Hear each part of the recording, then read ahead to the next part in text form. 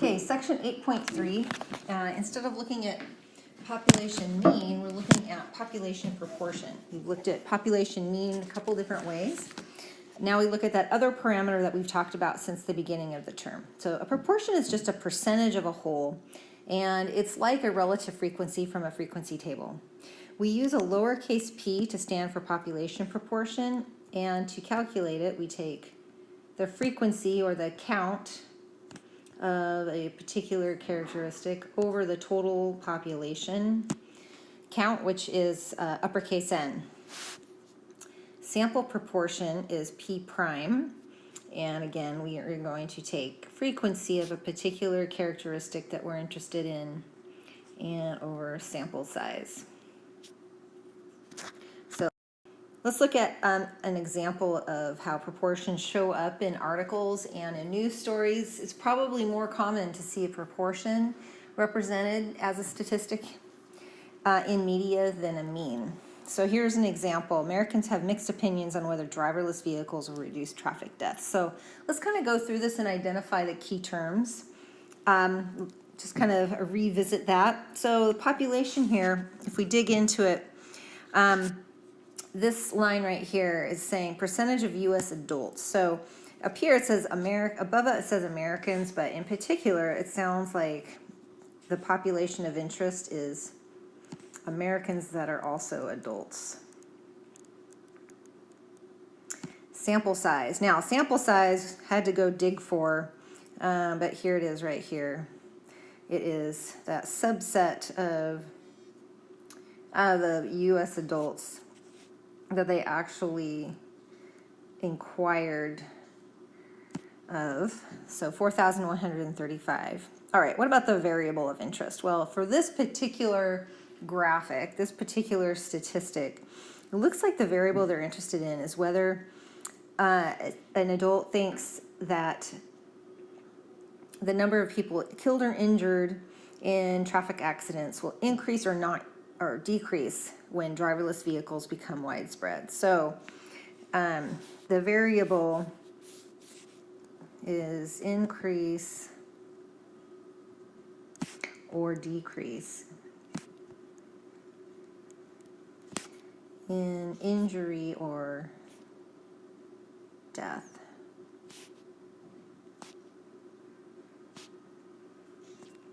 And an example of a sample proportion, which we can change that, that should be P prime.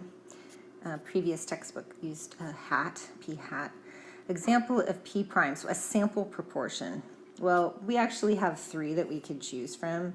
The percentage of the sample that said increase was 30, decrease was 39, about the same as 31. So we can use 39, so 0.39, say that injuries and deaths will decrease.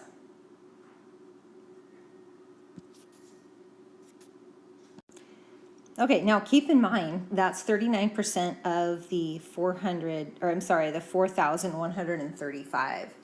Okay, and that's what's being used to estimate for all U.S. adults. Okay, let's keep looking at what we've got here. An example of a confidence interval. Well, it's not really given to us, but if we dig through the notes, we see this plus or minus 2.6 percentage points. That is the margin of error. Okay, so the example of a confidence interval is we're going to take 0.39, add and subtract to it the margin of error. So now that says 2.6 percentage points. So in decimal form, that's 0.026, which would give us a lower bound of 0.364 and an upper bound of 0.416. Okay, so lower bound of 36.4%, upper bound of 41.6%.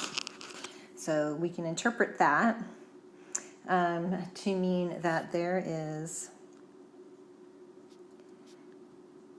and here, this is a key thing too, we need to find this value. They give us its 95% confidence level. So there is a 95% probability, I'm going to abbreviate that, that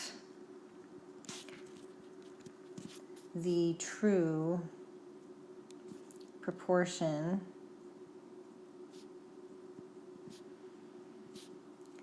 of U.S. adults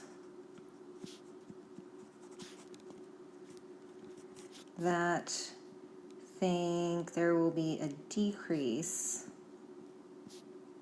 in injuries and fatalities when driverless cars become widespread is in this interval.